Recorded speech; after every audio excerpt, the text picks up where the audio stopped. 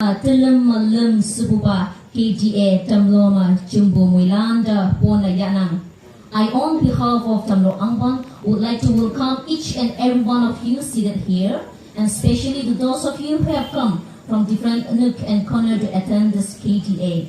Taman Moilana Kawang da Awang Bama Minyong Paha, Aneo Taman Moilana Yopu Pai Hado KTA Mohimando KTA na Mengat Chinas Moilana Yelak Pe Yopuma Sot Kay sa Nanpina. Saa Tamlo Theological Student Kaya Opening Ceremony Akong Wangnang.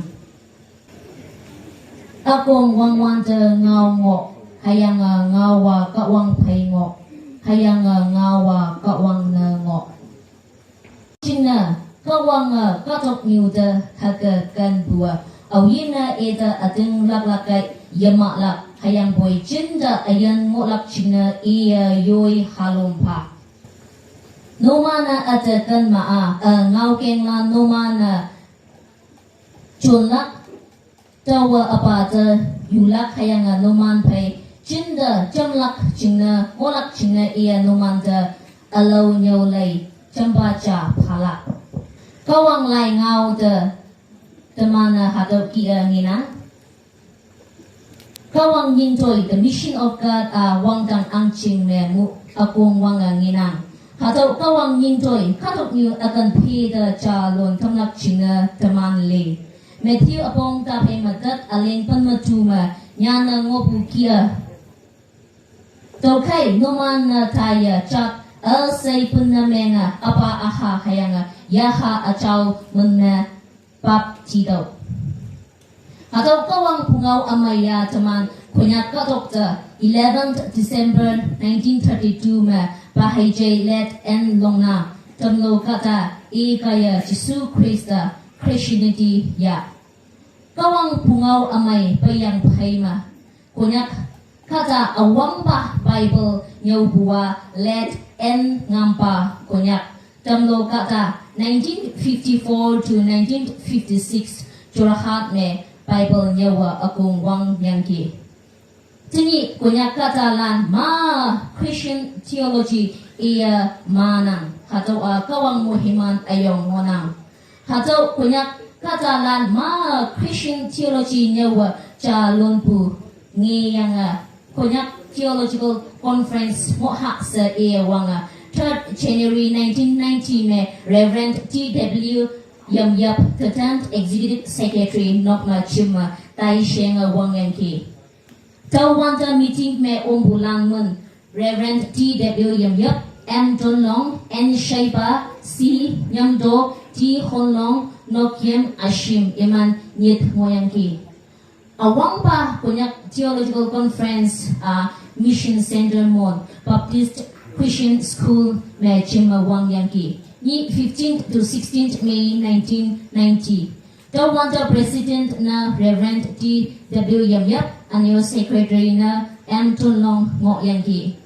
Ima na tay siya nga akong wanga yaa tay bunga. Tineng tilam malam suba Kunyak Theological Association KTA Tamlo me 1991 ni suba KTA yayang payme tilam macha wangpen 31 years payme tineng 13th to 15th May 2022 ma taman Chinang.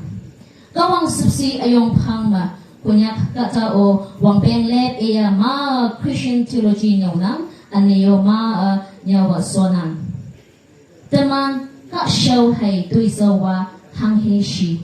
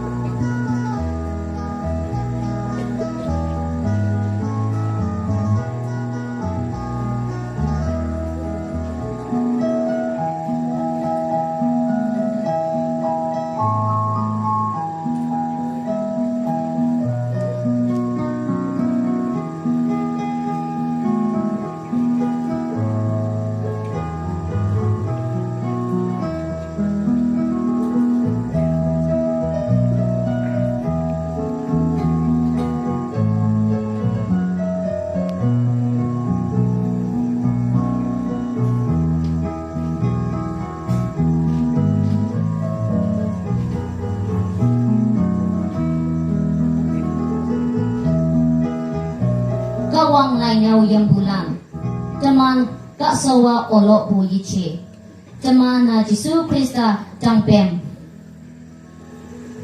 Paya Taiwan da sanga sosi aneo ano ka shi dokpu ma hogalap hapoi teman nan okpu pai yaha achao ngokpu kaya okpu ngilak kata da sipsi ya yen kanbu haulak yaha me ma ngokpu lang yan lak teman tuiso hato kawang mokbu tuiso ngon ta ma nyin diki katok nyu ta walak hipak ngoi diki kay nan bulan teman yaha achao ma yang wong nang bupai kawang sausan ha